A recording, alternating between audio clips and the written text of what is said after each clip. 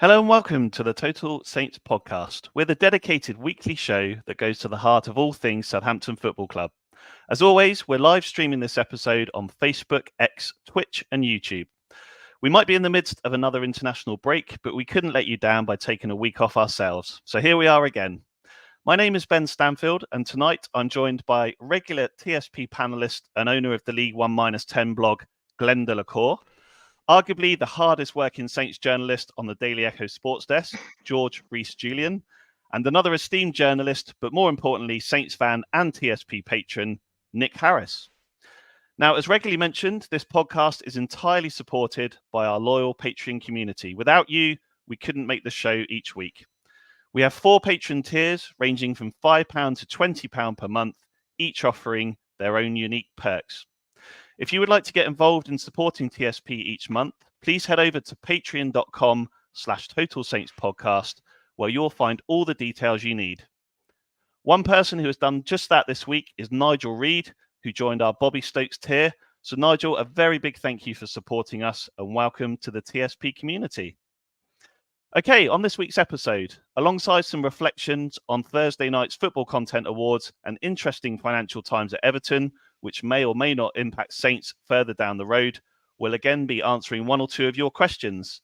So please do get in touch. Simply drop your thoughts or comments into the live YouTube or Facebook feed, and we'll do our best to discuss them and answer later on. Underpinned by our global patrons, this is Total Saints Podcast, episode 252. In the meantime, let's start with some Saints discussion.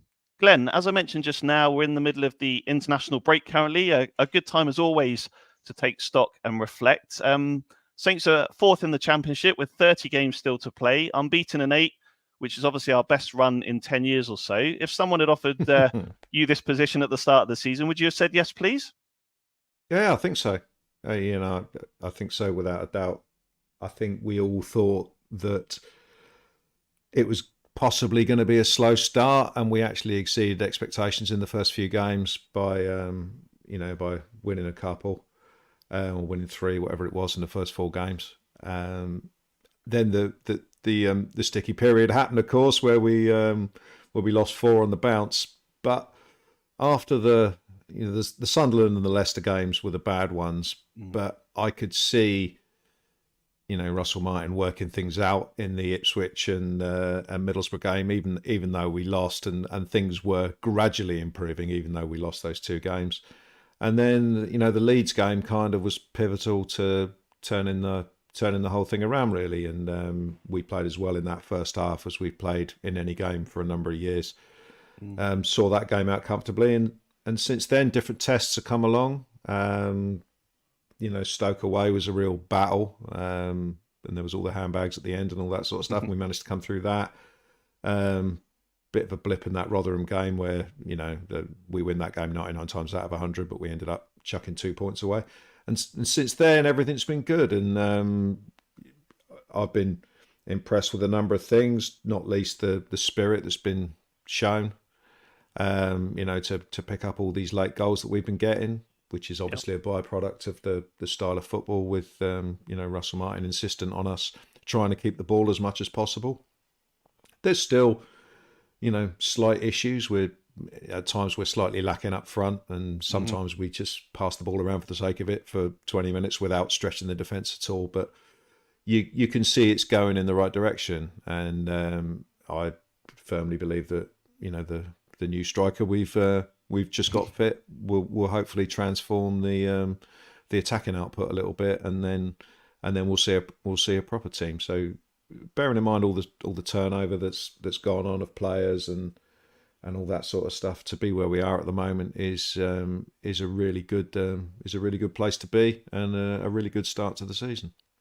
Yeah, totally agree. Nick, great to have you on the pod again. Thanks for joining us. I was going to ask you, obviously we've not had a chance to speak to you like we have with George and obviously Glenn this season. What were your thoughts on hearing Russell Martin had been appointed in the summer, and what have you made of his and our overall sort of progress since? You satisfied?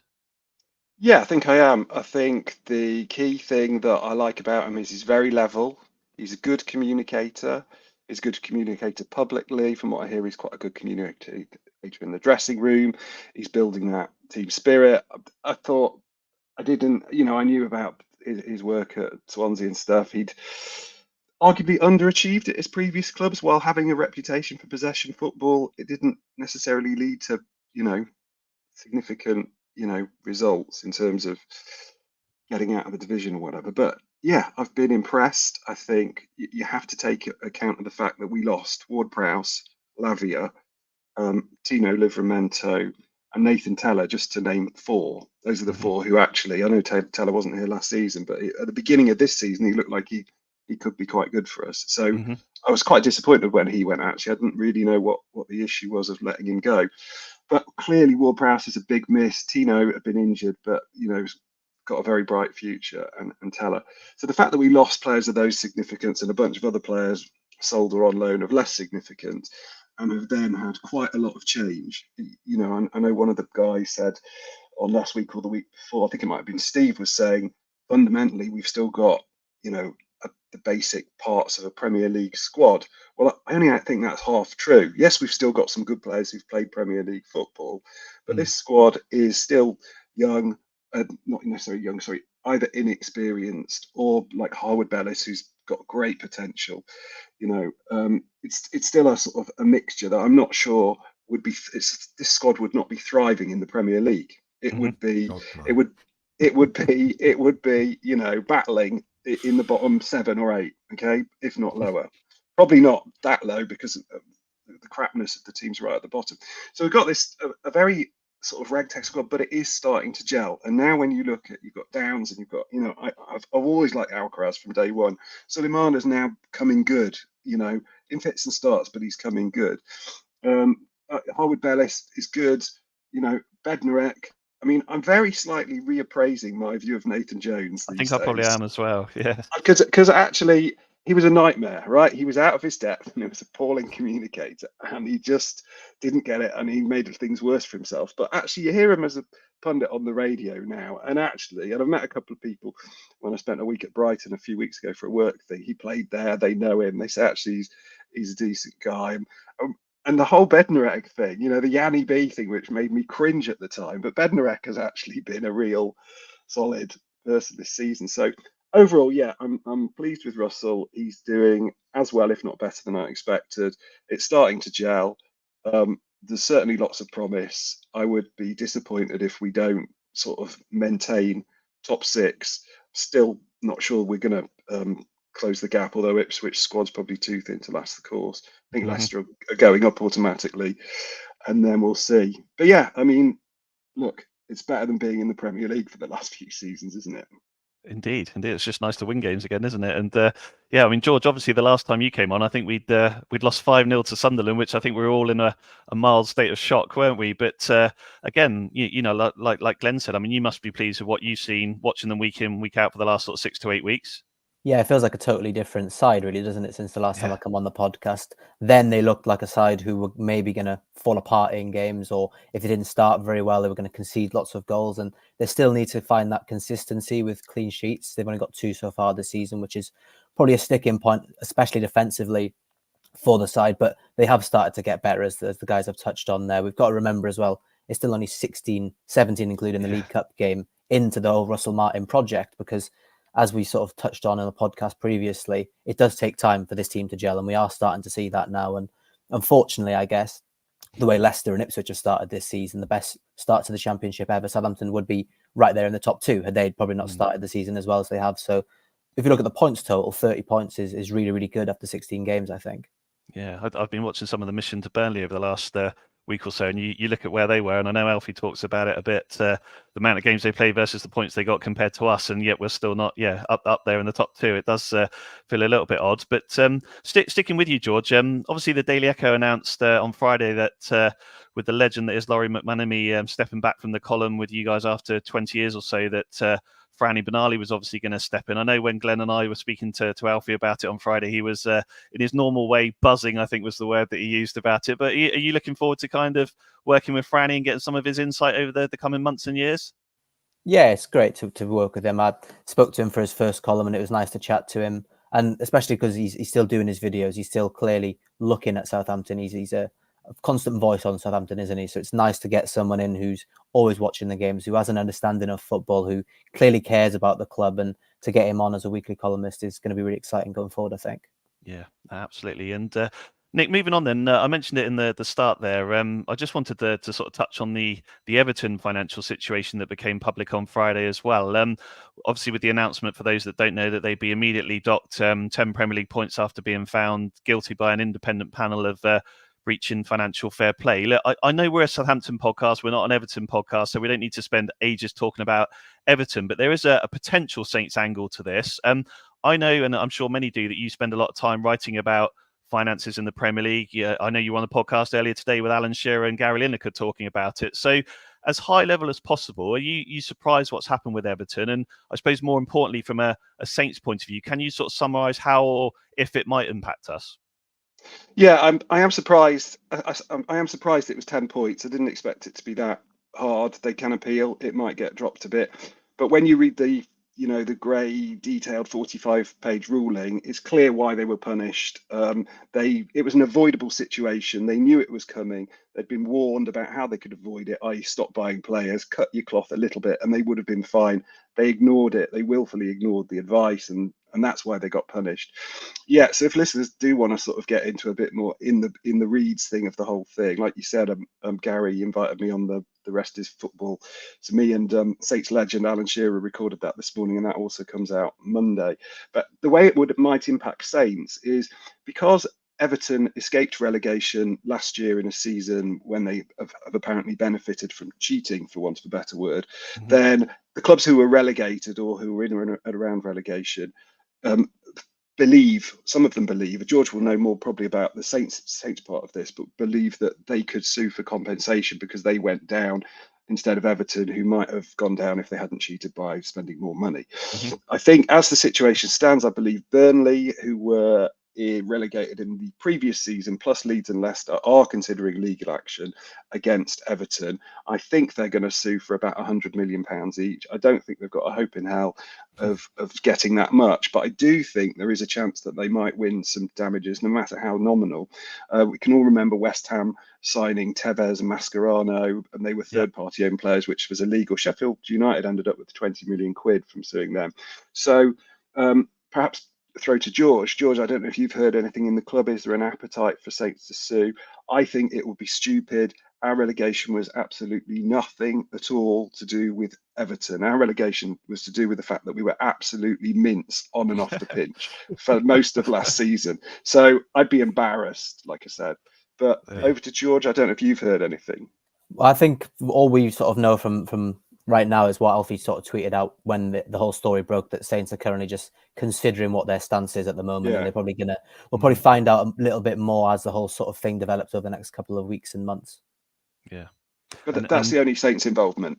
If we joined it, which would be ludicrous, we might get a few quid. But frankly, we should stay out of it. Yeah, it reminds me of the 2008 FA Cup winners. I'm pretty sure they cheated, didn't they? But that's another story. But Glenn, I was going to ask you from a sort of Saints fans' point of view. Does it? I mean, obviously, you want these things to be rooted out. I mean, there's other clubs that seem to get away with doing very similar. And we know who they are without getting liable here. But what's your thoughts from a fan's point of view? Does it feel like a bit of an unwanted distraction, or do you think the club should stand their ground? I mean, we were pretty average last year. I think it's very much an unwanted distraction. We've kind of drawn a line under what happened last year when we got relegated. We've appointed someone who is looking like being a half decent manager. The problems we had last year, which were partly to do with Sport Republic probably being a little bit too close to the football side, let's put it like that. That's not happening this season. So everything seems to be going in the right direction. We've had Jason Wilcox's appointment, Russell Martin's appointment. We've sorted out the playing staff. We're playing decent football. We're going forward. Why drag up last season again when, as Nick said, it would be embarrassing to do so? We got relegated because we were garbage. If Everton hadn't have existed last season, we still would have finished last. And we still would have got relegated. We got 3 points, so it's probably about 40% of our points we got off of Everton last year. So whatever way you look at it, I can't see any angle for Saints to get involved, and I just don't the sort of risk and reward, if you weigh it up, I just don't see that there's a few quid. So what? I just don't see it. And I think any case that we put forward, if I was any sort of judge, if you like, I'd just laugh it out. Because it made no difference to us whatsoever, is my opinion. But obviously people who are more involved. I mean, I guess you could argue that if Everton signed, I don't know, a striker who scored 10 goals, who you were going to sign, but you couldn't because Everton bought him, I guess you could maybe argue that to say, they bought a player that with money they didn't have, basically. Well, it would have been interesting if they bought Shay Adams and Sulemana, who they were after, right? Yeah, but I mean, we all knew what Everton were trying to do this summer, which was to sign a player and then pay it back over the next 30 years or whatever, So, there you go. Yeah. Nick? 2 quick points on what Glenn said. I completely agree. Not only would it be a distraction, once you start hiring KCs and getting bogged down in legals, you could spend literally millions of pounds in legal fees and then lose. So just don't do that. And secondly, I don't think we should go after Everton because they've given us the great gift of Mason Holgate. Pink boots and bleached hair is enough to win us over, right? So cool. And Nick, just forgetting about Everton for a moment, then I suppose most of us are loving the EFL. Winning matches again, no VAR, etc., etc. As I said, you're a bit of an expert in the financial space, and thinking about the incentives of the Premier League. I mean, how important do you think it is for Saints that they do actually get promoted this season or next from a financial point of view?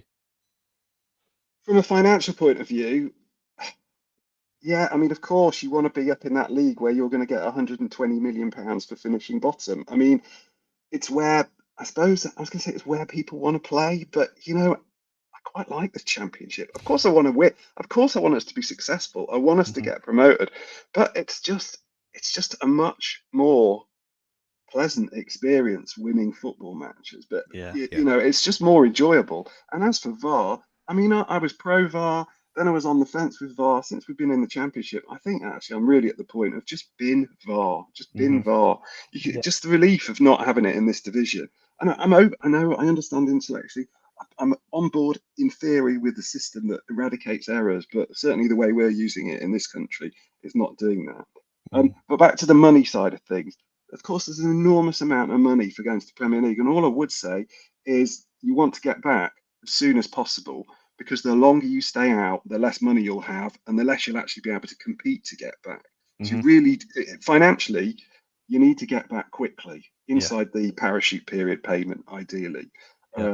Because otherwise, unless you're suddenly innovating in a Brighton way or a Brentford way with recruitment and using all those sort of things to your advantage, you'll be with 24 teams, 16 of whom might have as good a chance as you. I'm talking about a couple of years down the line, if we can't afford the current wage bill and whatever. So it's imperative to get back soon.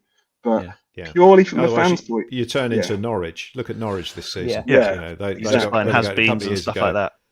And they're having a bit of a shocker, having had a bit of a bright opening, and you don't want to end up in a couple of seasons being like that, where the Championship, it's great at the moment. It's a little bit of a novelty, but if you're there for 2 or 3 seasons, that novelty wears off, and so does the money. And your team becomes a very average team. As go back to the previous point, we've still got some Premier League level players. You won't have those. I mean, just look at the current squad. Even if we don't go up this year, you can say goodbye to Hull, Bellis, Downs, probably Walker Peters. KWP, that's 3 of your best. That's 3 of your best players straight away. So the longer you stay there, the more issues you've got. Some interesting comments coming through. I can see here Sink and Tully saying we need another division between the Prem and the Championship. Local Jeddy said it would be confusing, but you're spot on, mate. And it says the leap from the Championship to the Prem just feels like too much these days. But look, I mean, moving on, I suppose just to finish the Saints section, George, I couldn't make sure that we didn't mention the women's team today. Of course, another fantastic win for them, 4-3 over Crystal Palace, thanks to Katie Wilkinson's late winner. Sees them 3rd in the league, I think, if my research is right, and just 1 point now behind Charlton and Sunderland. Obviously, it sets them up really nicely for a big week. Yeah, it's another really good win. The Championship in the women's game is just as competitive as the men's ones, really. It's kind of all those teams at the top of the league. I mean, unfortunately, I guess there's only one promotion spot, so you can miss out by a couple of points and you don't even get a chance to go through the playoffs like you would do in the men's league. But their season's been a little bit stop-start, really. They've won some games and then they've lost some games. They've already lost 4 this season, which I think is the number that Bristol City lost last year, and they were, of course, went up. So on that side of things, it's probably a little bit disappointing. But like you said, they're just 1 point off it. And Arsenal coming up next. They've already sold a record number of tickets for that one. Should be another really good game at St Mary's. And hopefully ticket sales doesn't always translate into an attendance, but hopefully it should be a new record attendance. Yeah, I know. Obviously, Alfie, I know mentioned that you see a lot of them. You go and watch them regularly. Are you impressed from what you've seen of them this season? And almost, I know they get a lot of support financially, but in terms of how they are progressing as a side over the last sort of 12 months or so? Well, unfortunately, I seem to have covered all the games they've lost this season. I think they've lost 3 or 4 games when I've been there. So maybe I'm the curse. Maybe I should stay away for the Arsenal game. But I have been impressed. I watched a couple of their games last season, especially when they went through that patch where they just didn't seem like a side who could score any goals. And today they've scored 4. So there's clearly a change there. They can hit the back of the net more often now. But I think there's still a little bit of room for growth. But the Championship is just so competitive. Every single year, the women's game gets more competitive. There's more sides with money, investment, and the teams just get better. There's not as many whipping teams in the Championship as there was previously. You had someone like Coventry United last year who would basically lose every single game because they had to go semi-pro. They almost went bankrupt. You don't really have that anymore in the Women's Championship. So you are going to get these games where you're probably disappointed that you've lost. So I think their season, as the season's gone on, they have started to look better, but they just need that consistency if they're going to go up. Yeah. Excellent. All right. Well, before we get on to some of your questions, I just wanted to signpost an exclusive interview that we'll be posting later in the week. Yes, Martin recently caught up with former Saints captain Klaus Lundekvam. Klaus was so generous with his time, and we think you're going to love the interview.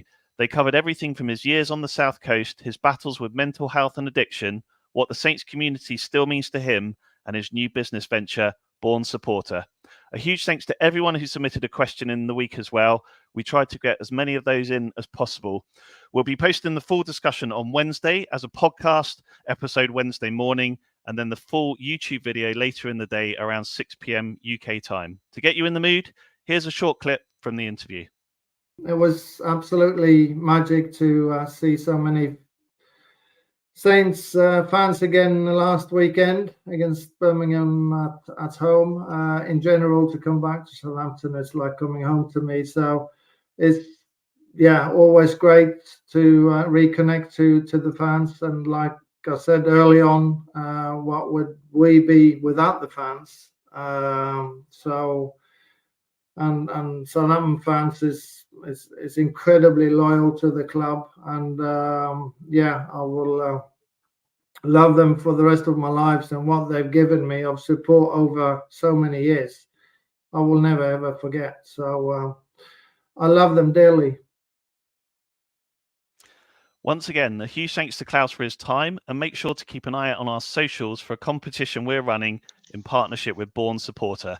Klaus has kindly given us a Born Supporter poster to give away, so we'll be promoting that on Facebook and X over the next week before Martin announces the winner on TSP 253 next Sunday. Right, let's move on to answer some of your questions via the Facebook and or YouTube feed. So thank you very much for sending them through. I can see a few coming through here. I'm going to start with one to you, Glen, from Tubby TR. He said here, still a little way to go, but what positions do you feel we might need to improve in the January transfer window? I know when we were in Liverpool, you were starting to sort of murmur about the January transfer window, so you're already starting to think about it. So any thoughts so far? You could strengthen virtually every position. Some are obviously more pressing than others.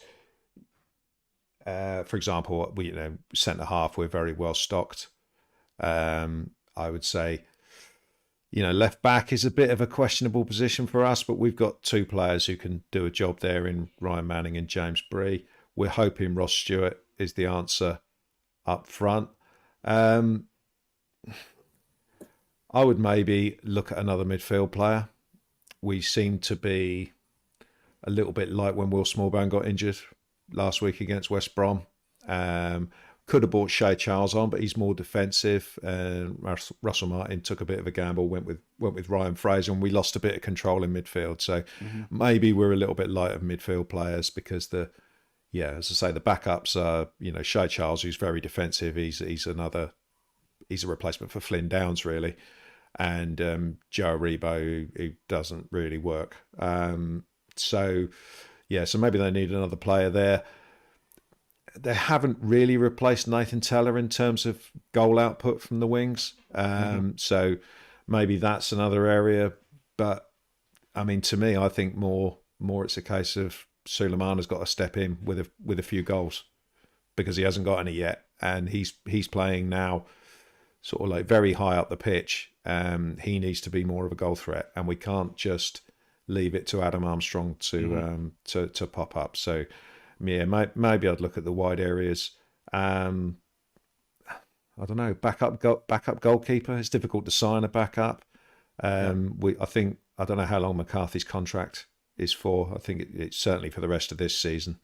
Yeah. So I think they're not going to look in that area. They've got Joe Lumley as well as the sort of third choice, and I guess they'd be happy for him to be second choice if McCarthy left. Shay Adams could be on his way out in January. So, and I would say that's probably the most likely departure that we've got. So, I mean, you've still got Sekou Mara as a backup. So maybe another striker, but if I had to pick one position, I'd go for the sort of number 8 midfielder. Yeah. George, from what you've seen, any sort of anything else you'd add to that, or anything different that's standing out in terms of gaps? I think what Glen sort of touched on there about players who could eventually leave or in January is kind of where it may sort of sway the transfer dealings. Not that I've heard anything about Kyle Walker-Peters, but he's someone who you might think a Premier League side who are looking for a right back might come in for him. Fingers crossed they don't, because he's clearly the best right back in the leagues. But if something sort of happened there, you'd have to replace him, and you'd have to go and get someone who is just as good as him, because you can't lose someone who is that important to the team. So I think if there is going to be any sort of transfer dealings, I imagine the club are already looking at loads of sort of different scenarios, but I think they may need to sort of focus on getting the replacements in if someone does come in January, because we see quite a lot, don't we, in the Championship, especially, that Premier League clubs look down to the Championship. If they're having a bit of a middling season, they're not really happy with where they go, and they might go and look at, okay, who's the best player in the Championship? They don't want to come and go and get someone who's not really proven in the English game. They want to get someone who's a little bit more settled. So that could be something that we may need to keep an eye on, but fingers crossed none of the key players do end up leaving. Yeah.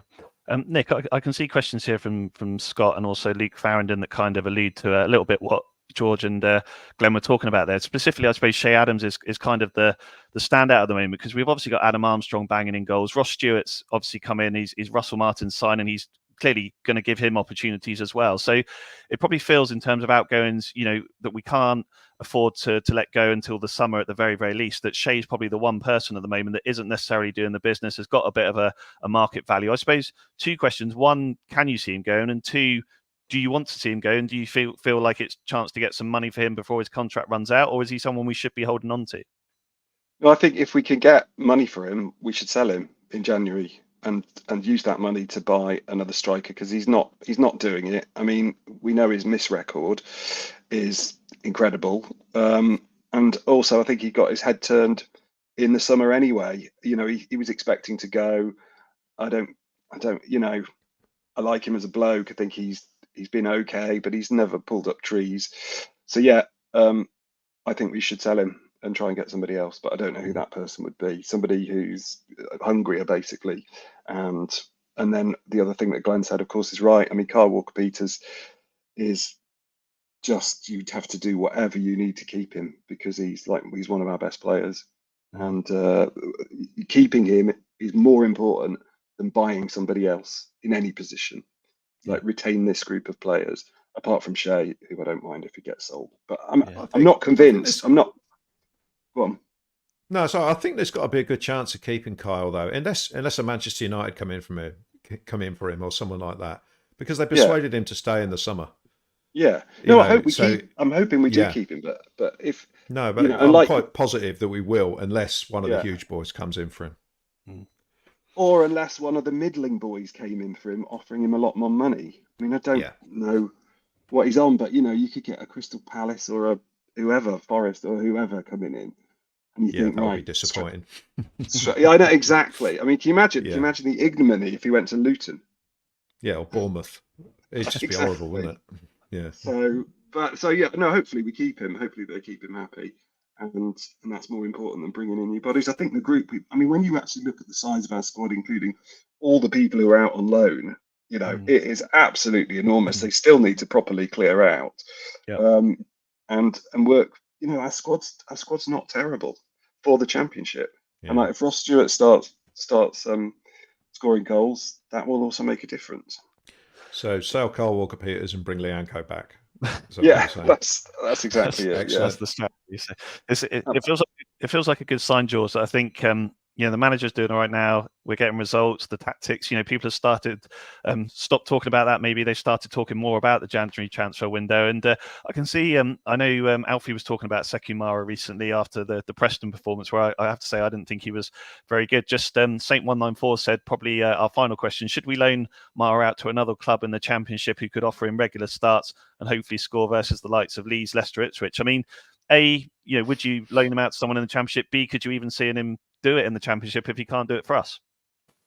I think when it comes to loans, you kind of got to weigh up a lot of things, haven't you? Because a player can go out on loan and they can do well at one club and then come back and then just not really perform. If you look at someone like Morgan Whittaker, to use a Russell Martin example, he got loaned out to Plymouth, did really, really well in League One, comes back to Swansea and just doesn't perform. So sometimes they're not performing under the manager. And I know Sekou Mara didn't perform under thousands of managers in the Premier League last season. So there's a little bit more of question marks around that for him. But I think if he was to go to a team in the Championship, he would maybe get that more consistency in his game. But would the goals come? We don't necessarily know. I'd maybe look towards maybe loaning him to like a French side or something, because he seemed to perform when he was in France and is going to be a bit more settled there, you'd imagine. He was recently in Thierry Henry's under-21 squad and he scored a goal for them. So if you're going to look at a loan, maybe it's better to move him on to a club who are going to give him that more comfortability. He's going to feel more at home and hopefully that can then make him a better player. But I think progression in young players is never linear. Sometimes a player can be really, really good when they're young, then sort of have a real fall off and then hit top form a little bit later on in their season. But I think a loan could maybe be good for him. But then if injuries do start happening and the Championship is so hectic, then all of a sudden you're looking at towards one of the younger, less experienced players than someone like a Sekou Mara to come into the side. So there's loads of things they've got to weigh up. Yeah, and I suppose that's the thing, Glenn, is it? As we keep getting results, he's obviously starting to stick with the settled side. We've already seen the likes of Sam Ammo, drop out for obvious reasons that we discussed before, his fitness, his age, things like that. Sekou Mara is not going to get the chances with Saints to kind of do exactly what George has just said there. Well, I mean, he may do if Shay Adams does go. So that's a factor to what we do with Sekou Mara. Obviously, if Adams does go, we've either got to find another striker, or we've got to keep Sekou Mara for the rest of the season. I totally agree with what George said there. If they're going to loan him anywhere, loan him to a French side. I'm just never keen on players loaning to the same division. I just think it's ridiculous, and I think people are beginning to wake up to that now. It seems that the Premier League might actually do something about that, at that level. So no, I gave the example a couple of weeks ago of James Bree came in from absolutely nowhere and played the wrong side of the pitch, played really, really well, and has stayed in the team, and deservedly so. He had a chance and he's taken it. My issue with Sekou Mara is that he's had quite a few chances and he hasn't taken any of them, really. So, he's got to look at James Bree as an example of what you have to do when you get given even 45 minutes, 20 minutes as a substitute, whatever. You've got to come on and make an impact.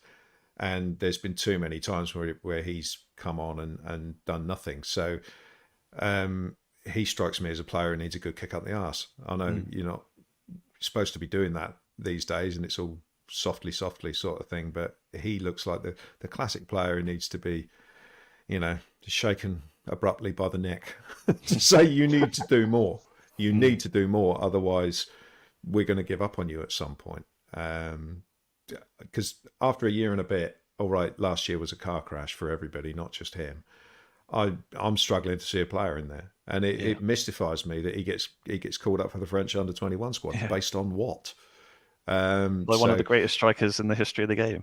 Absolutely. So I'd love him to be able to do it, to be this season that impact sub that comes on for 20 minutes and scores a goal. He should be looking at Ryan Fraser. Ryan Fraser comes on and scores a goal. He's probably fed up. He's not in the first team, but he comes on and he's positive and he has an impact. Second Mara just doesn't do that, and he needs to. Otherwise, his Saints career, I think, is going to be pretty short.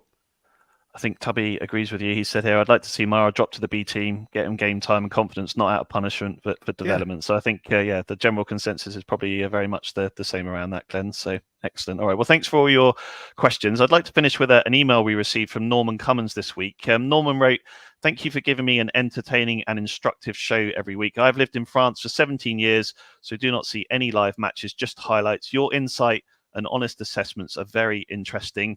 I was first taken to the Dow when I was about 7. These were the days of George O'Brien and Derek Reeves, etc. in the old 3rd division. Then into the 60s with the likes of Ron Davis, Martin Chivers, Terry Payne, etc. A highlight was enjoying a great cup run in 1962-63 when we drew away to 1st Division Nottingham Forest 1-1. The replay was then 3-3, having been 3-0 down with about 10 minutes to play before a fantastic second replay, as was the case in those days at White Hart Lane, winning 5-0 with David Burnside being the star. I'll always remember promotion in 1966, going to Leyton Orient with alongside 20,000 supporters to clinch promotion with a 1-1 draw. Since then, it's been many ups and downs. Let's hope now there are good times ahead for Saints with the help of this board. Keep up the good work. Regards, Norman. Thanks so much for getting in touch, Norman. Obviously, we always love receiving messages like that. If, like Norman, you'd like to contact TSP, please just email totalsaintspodcast@yahoo.com, where our head of communications, which is me as well, will pick it up and coordinate accordingly. Brilliant. Just to finish off this week then, I wanted to briefly reflect on Thursday's Football Content Awards up at Anfield Stadium. As many of you will know, we were nominated as one of 10 finalists in the 2023 Best Podcast Football League category. Unfortunately, we didn't place in the top 3. We must congratulate Peterborough chairman Darren McAntony on finishing first again with his Hard Truth podcast, and the Borough Breakdown and Derby's Ramcast for picking up silver and bronze. I'm delighted to say that the man behind most of our magic, Alex, our producer, has jumped on to have a chat as well. So, Alex, good evening to you. Nice to see you this side of the mic for a change. There's Alex's face for everyone that's never seen him before. Obviously, it was a shame that Martin couldn't make it due to his work commitments. But your thoughts on the event and a good couple of days together for the pod team? Yeah, it was great. I really enjoyed it. And we all started working together in the last few years, kind of pandemic, I suppose, and onwards. So we've only actually all met once as a team. This is our second, apart from TSP 200 last year, this was our second outing as a team. So it was great to kind of spend personal time and actually kind of have more than a 10-minute chat either side of a podcast with everyone. And the event was cool. I mean, it's great to see that many podcasts all, championed in one room, football fans from wherever the country. And obviously, it was a shame we didn't come away with anything, but really cool to take part, I think. And I was, touched by the kind of the kind words and things we had received on the build up to the awards as well. So that made it all worthwhile. Yeah, absolutely. And Glenn, I think from sort of the reflections of you and me sat in the kebab shop at midnight on Thursday night that you enjoy Liverpool as well. I think the vinyl shops in particular, right? Absolutely, yeah. Spent a bit too much money, which I haven't told my wife about, so hopefully she doesn't watch this yet. Liverpool's a cool city. It really is, and our feelings towards the football club shouldn't detract from that. It was a cool place. It was a good place to hold it. £7.50 a pint in Anfield is not great, however. I will say that. I thought the North was supposed to be cheaper, but there you go. So I enjoyed the event. Obviously, it was nice to be nominated, but when we got there, my competitive instinct took over, and I wanted to win it. But I suspected we were struggling when we saw the seating plan, and we were practically sat closer to Everton's ground than we were to Liverpool's. We were virtually out in the road. So we did think that it might not go our way, but our category was predictably won by the Peterborough chairman, who didn't turn up, and the 9 sort of fan-led podcasts, everyone did turn up. So it would have been nice, in my opinion, if I wouldn't have had any issue whatsoever if Middlesbrough, Derby, Hull, whatever had won it. Someone who puts together content like ourselves. So that was, it was a little bit disappointing from that point of view, but there you go. It was a good event. It was it was great to see everyone there. I like seeing sort of some of the youngsters who put stuff together who were like, sort of 16, 17, you'd think, fair play. That really is a good thing, as I'm at the other end of the age range with regards. I did feel like the oldest person in the room at one point, but no, it was a good day. And I don't know whether to say, like we do when we lose a match, we go again. I'm not sure. We pod on. Yeah, I don't know. I mean, it drives you to try and make this podcast better. But on the other hand, do we need external validation? As long as our core audience likes it and we get enough positive feedback from the Saints fans to feel good about what we put out. And just like personally, I'd just like to say thanks to everyone for voting for us. That was just it was really cool to get the amount of engagement that we did. So thanks very much. I'd absolutely echo that, and I think incredibly grateful to everyone who's voted and supported for TSP throughout the process. Just before I get further, I love how prim and proper Nick's been. He's putting his finger up to ask a question. So obviously people in the audio won't be able to see that. Come on, Nick, over to you. No, I was just going to say the point of this pod surely is that it is a community of Saints fans who want to talk about Saints, and you don't. I tuned in as a fan. I love listening to this pod. I like, you were hosting before when I started listening, Ben. Like Glen, like Steve, and like Alfie. The Jacob, whatever. The guys. It's a community pod. The point of it is that the people who listen to it enjoy it and feel a part of it. And of course, it's great to get external validation, but when you've got a fan voted occasion, people who've got big social followings are gonna do better. Mm-hmm. So I wouldn't beat yourselves up. I mean, I listen to the podcast because it's good fun, and that's what's the most important thing. And the fact that you got a night out in Liverpool, had a kebab at midnight, and spent £200 on second-hand records. That's all to the good. Wasn't quite that much. To my wife, if you're listening. 500 that's what I think when you came back. Oh yeah, well, bring it on.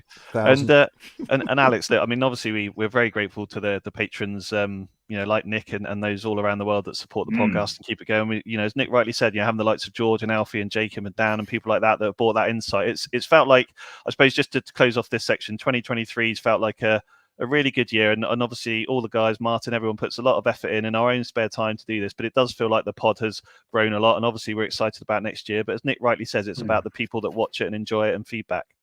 Yeah, and I think that's been one of the best things about working on the podcast for me, is watching this community sort of grow and grow each year. I think I'm coming into my 4th year working on the Total Saints podcast, and every year just the audience sort of doubles, triples. It's just doing so well every year. So it's really nice to see that community grow. And it's also nice in the last few weeks alone that we've had more and more people picking up the pod for the first time. They're, new supporters from overseas that are looking to learn about Southampton, and they're going back over old episodes and sort of trying to learn about the team from like listening to the episodes that way. So it's all just kind of really astounding and surreal to hear that each and every week. So it means a huge amount, everyone who got to vote for us, and seeing all that positive feedback come in over the last sort of couple of months really was, it made it all worthwhile for sure. Yeah, and Glenn, look, from our point of view, you and me, I mean, obviously the night wasn't a complete disappointment, was it? Because a thrilling comeback in the Pool Hall ahead of Anfield saw us triumph 3-2 over Alex and Alfie. I mean, I was thinking about this. Liverpool 2-0 come back, win 3-2. I mean, we've not seen scenes like that since Koeman ran down the line in 2016, have we? So I know you're going to say the turning point is that we were 2-0 down and I went to the bar, and when we came back it was 2-1. Yeah, that's right. As soon as you disappeared, I won a game on my own. No, the actual turning point was discovering that our cue had a right angle bend at the end of it. And when we all started using the same cue, suddenly Alfie's tactic of just smashing the living crap out of everything just didn't, just wasn't as effective anymore. And we come back, and the experience beat youth. Yeah, absolutely. All right. Well, just to say once more, we really did appreciate all of your votes, love, and feedback during the 2023 Football Content Awards. We were indeed very proud to represent TSP at Anfield, and who knows, maybe next year, eh? Okay, so that's it for the end of this podcast. Don't forget that you can follow Total Saints Podcast on Facebook and Twitter. It's just at Total Saints Pod. As mentioned at the start, we're also on Patreon, where you can support the podcast with a monthly contribution. Just visit patreon.com, which is patreon/Total Saints Podcast. Each of our 4 tiers comes with its own perks, including weekly shout-outs for those patrons in our Francis Benali and Mick Shannon tiers. So thank you to Dave Melton, Mark Atkins, Andy Hollis, Anthony Thompson, Saints in Exile, Gavin Ford, James Harron, Nicky Nicholson, Southampton NY, and Drew Dyer in the Francis Benali tier. And in our Mick Shannon tier, Colt Baker, Dave Ernsberger, Ed Busy, Nick Hinkston, Phil Cook, Matt Rose, Nick Reed, Paul Stewart, Phil Horstrup, and Matt Hall, who has moved from the Francis Benali to Mick Shannon tier this week. So a big thanks to you, Matt. My appreciation to Glenn, George, Nick, and Alex for tonight, and to all of you for your questions and comments. Thank you for watching and listening, and we'll see you after the Huddersfield game next weekend.